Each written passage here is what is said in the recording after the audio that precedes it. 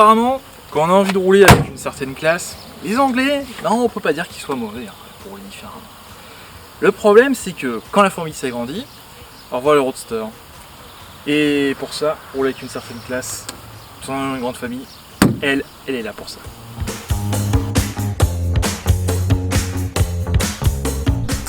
La Triumph 2000 fut présentée en octobre 1963 avec un design signé Michelotti. Et honnêtement, on peut pas lui reprocher son design. C'est soit on aime pas, c'est une pure anglaise quoi. Là, on peut. Ce design pour moi, il est unique. Il me semble qu'on l'a pas vu encore à l'époque. En 63, personne n'avait vu ça. N'empêche, elle a une petite mécanique qui était plutôt sympathique, un 6 cylindres de litres, d'où son nom, 2000. Qui venait de la Standard Vanguard Luxury 6. Yes! Pour faire simple, Standard et Triumph ont décidé de se rapprocher en 1945 pour concurrencer un peu tout ce qui roulait en fait en Angleterre. Parce que comme ça, Standard avait les côtés braves routières, comme un peu celle-là. Et Triumph avait gardé le sport et le prestige, on va dire, d'une certaine manière. Oui. Ce 6 cylindres de 90 chevaux et pouvait atteindre un beau petit 155 km/h à l'époque. Et c'est pas mal, n'empêche. C'est pas mal. Mais c'est vrai que c'était pas la vitesse, sa force. C'était plutôt sa souplesse. Le fait que ça, qu'on peut, on va dire aujourd'hui, cruiser en fait. Rester tranquillement son petit rapport. Enfin ouais, avec cette bonne vieille boîte 4. Qui en fait possède, moi j'ai envie de dire une 5e, avec un petit overdrive ici sur ce magnifique petit bouton. Quand ça fonctionne. Mais pour les plus, on va dire, sportifs ou pressés, pas pressés, comme diraient certains, ils ont dû attendre la 2500 PI en octobre 1968, 134 chevaux, avec un moteur issu de la TR5. Et oui, rien ne se perd, tout se transforme chez British Leyland. Pour éviter de perdre la boule et de propager quelques bêtises, retraçons un peu l'histoire de British Leyland. En décembre 1960, Standard Triumph est acheté par Leyland Motors. Pendant ce temps, la British Motor Corporation, BMC, fusionne avec Jaguar et d'autres entités en 1966 et change de nom pour la British Motor Holding. Tout ce beau petit monde fusionne sous la pression du gouvernement en janvier 1966 pour devenir la British Leyland que tout le monde connaît. En 1969, Michelotti a restylé la 2000. Et ça préfigure totalement la Stag qui va sortir incessamment sous peu.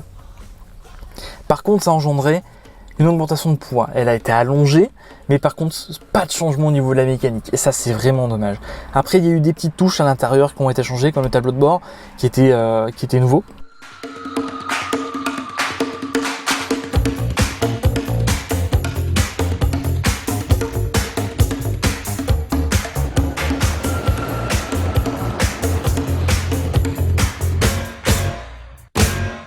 Le 5 pays fut supprimé en 1974 pour être remplacé par la 2500 TC.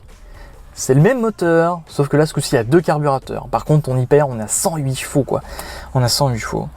Après ils en ont profité pour faire un petit restylage, changer les jantes, changer définitivement la calandre qui là par contre c'est définitivement une calandre de Stag. Ça, il n'y a rien à voir quoi.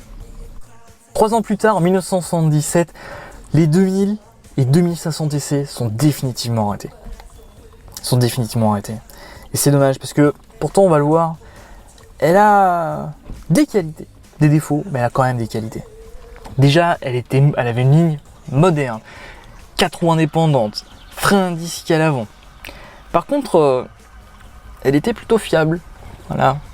Mécaniquement, ça va, hein, c'est pas le problème. C'est tous les à côté. C'est un peu capricieux des fois, ça dépend. Quand t'as une version carburateur, ça va. L'injection, c'est le problème. La du 5 pays. Et puis surtout, ça démarrait pas aussi docilement que d'habitude. À force. Ça c'est la critique. Bon, enfin bref. En attendant, elle a un tempérament de fou. Elle a un tempérament pour moi de fou. Le design, c'est... Je préfère le design de la MK1. On va pas se cacher. Le design de la MK1, je le préfère. La MK2 est bien. Et même, j'ai envie de dire... La MK2, qui se souviendra d'un tel nanar, j'ai envie de dire, parce que personne s'en souvient, alors que pourtant c'est une bagnole qui a quand même qui a quand même des qualités, quoi. Oui, je cherche mes mots parce que je ne comprends pas comment ça se fait que peu de monde s'en souvienne, alors que pourtant on est bien installé. Je veux dire, là, j'ai l'impression d'être dans un canapé. Bon, là, j'ai pas la clim, mais je me sens capable de faire la route. C'est un peu comme la Lancia Gamma. Après, voilà, quoi. C'est comme dire un ami, c'est fini sans vraiment être fini, quoi. Voilà. Et puis même, j'ai envie de dire, avec cette boîte 4 Overdrive, les canapés dans lesquels nous sommes assis, franchement, ça vous donne pas envie de parcourir, admettons, la France, l'Angleterre, tout simplement parcourir la route à son volant? Et vous savez quoi? Parce que moi, oui, je m'y vois.